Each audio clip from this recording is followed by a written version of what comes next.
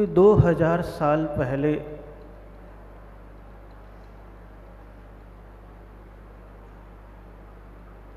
आचार्य धरसेन के मन में एक चिंता जागृत हो गई।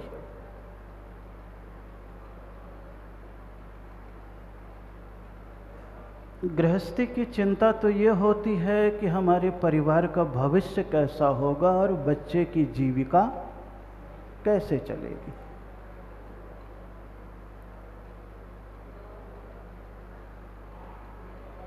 लेकिन संतों की भी कभी कभी चिंता जागृत हो जाती है। हर चिंता बुरी नहीं होती है।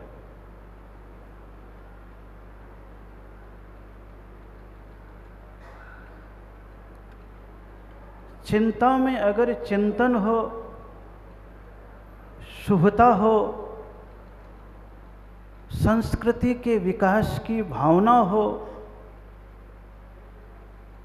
आने वाले भवी जनों के कल्याण की भावनाएं उत्पन्न हो, तो वह चिंता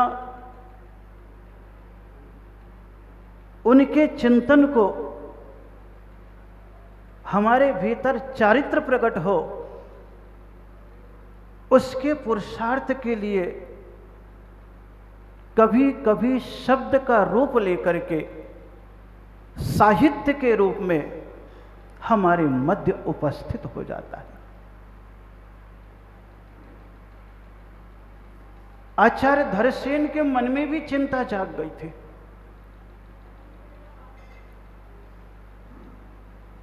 और चिंता जागने का कारण बस एकमात्र यही था कि अब मनुष्य की स्मृति का धीरे धीरे लुप्तीकरण होता जा रहा है। पहले आपकी मेमोरी अच्छी थी और आप स्वयं महसूस करते होंगे, आप स्वयं महसूस करते होंगे कि एक किराने का व्यापारी भी होता था, 25 सामान 200 ग्राम, 500 ग्राम, 1 किलो, 10 ग्राम ऐसा देता था और तुरंत पैकेट बांध के देता था। और इसकी स्मृति इतनी मजबूत होती थी कि सारे के सारे सामान कितना ग्राम और कितने का दिया पूरा हिसाब लगा करके अंतिम टोटल पैसे में बता देता था। इतनी बुद्धि तेज होती थी।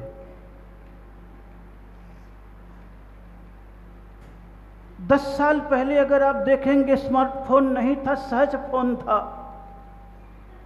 लैंडलाइन में भी फोन था, तो आपके दिमाग में 50-100 लोगों का फोन नंबर दिमाग में रहता था। रहता था कि नहीं रहता था? लेकिन जैसे ही फोन में ही नंबर फिट करने का साधन नाम से आ गया, आप देखिए आपको कई बार अपने घर का ही फोन नंबर मालूम नहीं होता है। बस आप सोचते हो फलाना चंद, फलानी देवी, खट किया और तुरंत वो नंबर। स्मृति का लुप्तीकरण हो गया और स्मृति आपके अक्षरों में और अंकों में आ गई है। जैन दर्शन के साथ भी वो संघर्ष का समय था, जब चारों ओर अनेक संप्रदायों का जन्म होने लग गया और लोग अपनी अपनी बातें अपने अपने मन से कहना प्रारंभ कर दिए। उस समय गिरनार पर्वत की गुफा पर आचार्य धरसेन बैठे हुए हैं और उनके मन में चिंता जागृत हो जाती है कि लोगों की स्मृति कमजोर होने लग गई है। अगर इसके साहित्य का, इन शब्दों का, आगम के ज्ञान का वर्णन अक्षरात्मक नहीं किया जाएगा तो भविष्य में जाकर के जैन दर्शन का ही लुप्तीकरण हो जाएगा। किनके मन में चिंता जागी? धरसेन आचार्य के मन में। कितने साल पहले जागी? 2000 साल पहले। 2000 साल पहले। और अभी कितने साल हो गए महावीर स्वामी को? 2549 वर्ष हो गए।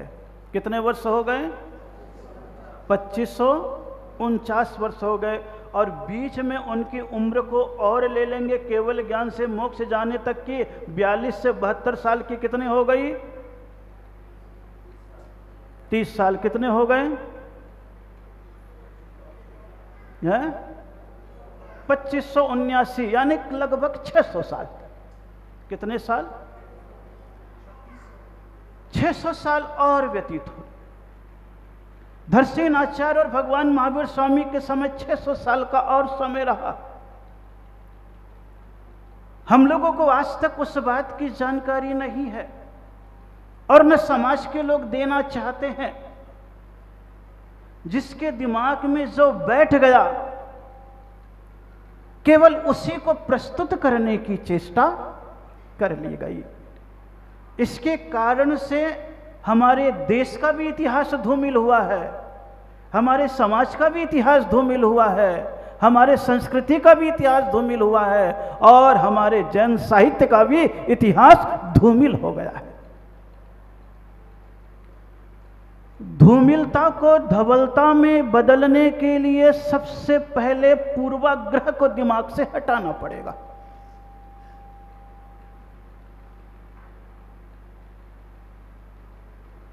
अगर एक पूर्वाग्रह हमारे दिमाग में प्रवेश कर जाता है, पहले से अगर मुंह में नमक की डली पड़ी हो तो शक्कर की चीज खिलाओ तो भी वह खारा लगता रहता है। इसीलिए महावीर ने पहले कह दिया,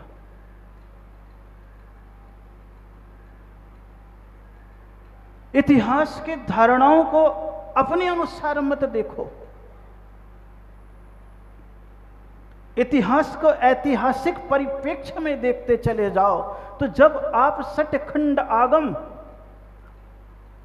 जिनसेन आचार्य का आदिनाथ पुराण,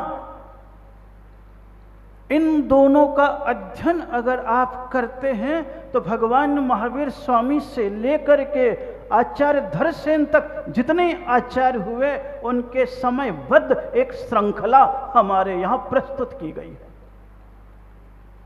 आप अगर अपने आप को देखने की चेष्टा करोगे तो आपकी 1 पीढ़ी, 2 पीढ़ी, 3 पीढ़ी, अधिकतम 4 पीढ़ी के नाम मालूम होंगे।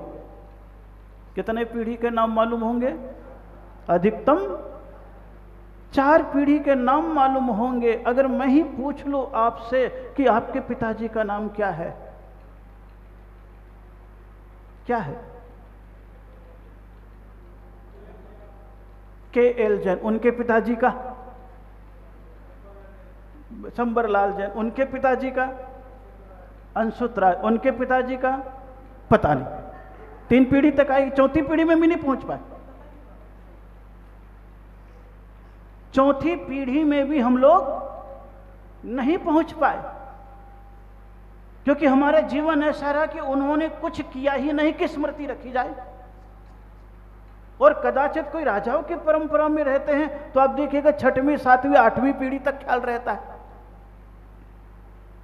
इससे ज्यादा कुछ वो भी उनका कोई स्ट्रक्चर, पैलेस, भवन, राजभवन, राजकिला बना हुआ हो तो। हमें अपने परंपरा का भी, अपने पूर्व ज्ञान नहीं, 4 पीढ़ी तक का भी। लेकिन जैन दर्शन का साहित्य इतना अच्छा था कि उस समय जब सटखंडागम लिखा गया, आदिनाथ पुराण लिखा गया, तो पूरे के पूरे आचार्यों का क्रम से उम्र के साथ समय लिख दिया गया। हे महावीर स्वामी, आप अगर मोक्ष चले गए तो उसके उपरांत 3 वर्ष 8 माह 15 दिन तक तो चतुर्थ काल विद्यमान रहा। कौन सा काल विद्यमान रहा? चतुर्थ काल विद्यमान रहा। उसके उपरांत जम्बू स्वामी, सुधर्मा स्वामी, कौन से स्वामी? जम्बू स्वामी, सुधर्मा स्वामी और श्रीधर केवली, ये हमारे अनुबद्ध केवली बने रहे। अब अनुबद्ध केवली बने रहे तो कितने साल तक बने रहे? बोले उनके बाद 12 वर्ष तक गौतम स्वामी, सुधर्मा स्वामी 12 साल तक और जम्बू स्वामी 38 साल तक। ये 62 साल तक ये अनुबद्ध केवली बने रहे। कौन से केवली?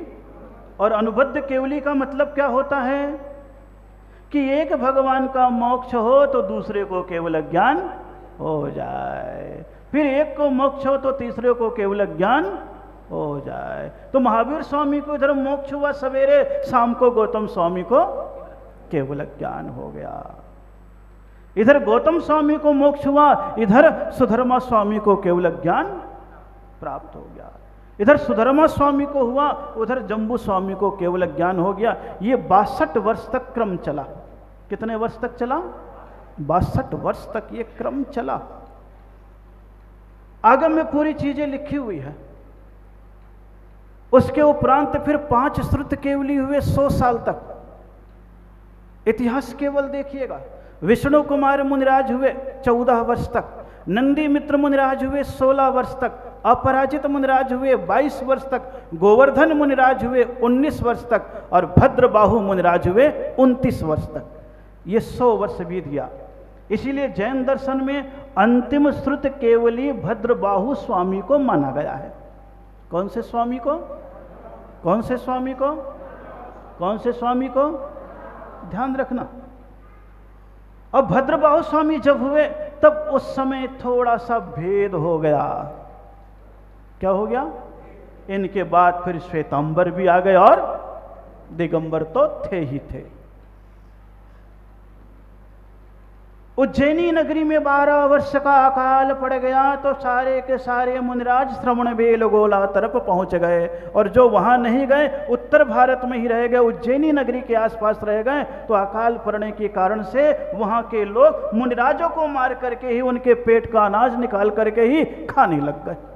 ऐसी मुनिराजों के साथ विकट स्थितियां आ गई। तब लोगों ने सलाह दे दी, कुछ साधुओं ने स्वीकार कर लिया कि थोड़ा वस्त्र लपेट लो और जाओ तो आपको कोई दिक्कत होने वाली नहीं है, और अपनी सुरक्षा करना चाहते हो तो एक दंड भी रख लो। खाना यूँ खाओगे लेकर के आओ तो अपना पैक करके। आज वहाँ पर आप देखेंगे वस्त्र भी आ गया, दंड भी है और पात्र भी है।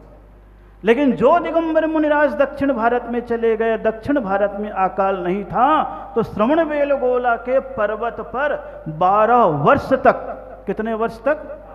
12 वर्ष तक मनुष्यों को, मुनिराजों को देवताओं ने भी आहार ग्रहण कराया, जबकि देवताओं द्वारा आहार ग्रहण मुनिराज। आप सोचिएगा, आज पुण्य के उदय से सहज रूप से एक सौभाग्य मिला है, लेकिन जो श्रुत पंचमी जिनवाणी का पर्व है उसे हम भूल चुके हैं, क्योंकि हमको कह दिया गया है सठखंडागम इतना कठिन ग्रंथ है कि गृहस्थ लोग नहीं पढ़ सकते। लेकिन ऐसा कुछ भी नहीं है। शास्त्रों में कहा गया है भव्य जीव जो कल्याण का इच्छुक है, कौन है? कल्याण का इच्छुक है, वो सठखंडागम ग्रंथ को पढ़े। क्योंकि आपको पहला भाग, दूसरा भाग, तीसरा भाग जो पाठशाला में पढ़ाया जाता है, सठखंडागम का ही पहला भाग है नमोकार मंत्र। कौन सा मंत्र? नमोकार मंत्र को लिपिबद्ध करने वाले कौन से आचार्य हुए? बोले पुष्पदंत आचार्य हुए। उन्होंने कब लिखा? बोले सठखंडागम के मंगलाचरण में सबसे पहले कौन सा लिख दिया? नमोकार मंत्र। उसके पहले भी एक ग्रंथ लिखा हुआ था कसाय पाहुड़, लेकिन मंगलाचरण से रहित था, इसलिए देवताओं ने उनकी आराधना नहीं की। इसीलिए जैनियों में मंगलाचरण की विशेषता बता दी। और फिर जब इसकी विशेषता नमोकार मंत्र की लिखी गई, तब विशेषता में लिख दिया गया, जिसे आपको रोज पढ़ देते हो, ऐसो पंच नमोकारो सव पावक और मंगलाड़म च सव्वे सिंह पड़मम हवई। सब मंगलों में पहला मंगल है और तुम्हारे पाप के नाश में कारण है। पुष्पदंत आचार्य ने मंगलाचरण के रूप में लिखा। यह ग्रंथ की परंपरा है। लेकिन स्रोतस्विनी, जिन्होंने स्रोत बताया, हम उसे भूल गए। लोग गंगा को लाने वाले भागीरथ को तो आज तक याद रखते हैं, लेकिन जिनवाणी की गंगा को लाने वाले पुष्पदंत आचार्य को भूल गए लोग। इतनी कठिनाई लगती है कि अरे ये क्या। उस समय भद्रबाहु आचार्य लिखे और श्वेतांबरों में स्थूल भद्र हो गए। कौन से हो गए? स्थूल भद्र। कौन से हो गए? स्थूल भद्र हो गए। आज भी अगर आप देखते हो तो यही सब लफड़े आपको मिलते रहेंगे। श्वेतांबरों के आप भक्तामर सुनते हो तो आपको ये श्लोक मिल जाएगा, मंगलम भगवान वीरो, मंगलम गौतमो गणी, मंगलम स्थूल भद्राद्यो। कौन सा मिलेगा? उनका स्थूल भद्राद्यो मिलेगा। स्थिति अलग हो गई है। और ये अभी के बनाए हुए हैं। कब के बनाए हुए हैं? अभी के बनाए हुए हैं। इसीलिए आप हिंदुओं में देखते हो ना, जब शादी ब्याह होता है तो क्या बोलते हैं? मंगलम भगवान विष्णु, मंगलम गरुणध्वज, मंगलम पुंडरीकाक्ष, मंगलाय तनोहरि। जब भी आपके शादी होती है, काम होता है, तो वो बोलते हैं। अब जैनियों में इसको ये बोलने लग गए, क्योंकि आपको कई बार अभी श्रुत पंचमी को यहां आया होगा तो आपको व्हाट्सएप पे कई ज्ञान फॉरवर्ड कर दिए गए होंगे। इसीलिए पूरी बात आपको बता रहा हूं।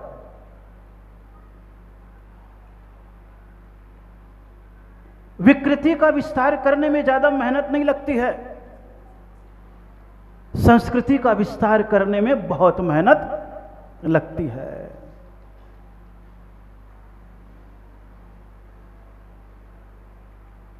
कई प्रकार की दुर्गंध तो किसी भी गलियों से गुजरो आपको नालियों के माध्यम से मिल जाएगी, लेकिन खुशबू तो बगीचे में ही आपको प्राप्त होती है, या इत्र निकाल करके लाया जाए तब आपको प्राप्त होती है। लेकिन धैर्यपूर्वक सुनना, समझ से सुनना, संस्कृति से सुनना। आज धर्मनाथ भगवान का मोक्ष कल्याणक है, इसलिए धर्म की बात को सुनना। 15वें तीर्थंकर से धर्म का शुभारंभ हो गया था, लेकिन शांतिनाथ चक्रवर्ती निकले, कामदेव निकले, वर्चस्वी निकले, तो शांतिनाथ से कहते हैं। और आचार्य समंत्र भद्र लिख देते हैं स्वयंभू स्तोत्र में, धर्म तीर्थ मनघम प्रवर्तयन, कि हे धर्मनाथ भगवान, तुम्हारे माध्यम से फिर से धर्म तीर्थ का विकास होना प्रारंभ, क्योंकि नव्य पुष्पदन से लेकर के धर्मनाथ तक मुनिराजों के अभाव में धर्म का भी अभाव था। लेकिन बोलते क्या हो? शांतिनाथ भगवान। धर्मनाथ को नहीं बोल पाते, क्योंकि प्रचलित कर दिया गया। क्या कर दिया गया? और लिखा हुआ है शास्त्र में। लेकिन जब जिसके माध्यम से जो चीज प्रचलित हो जाती है, वही चीज लोगों के मुख में, हो सकता है इस मंदिर के लिए किसी और ने शुभारंभ किया हो, शिलान्यास और ने कर दिया हो, और ज्यादा किसी ने और ने दिया हो, तो आप उसका याद कर लोगे, और जो नींव रखा उसे आप भूल जाते हो। ये संसार का क्रम है।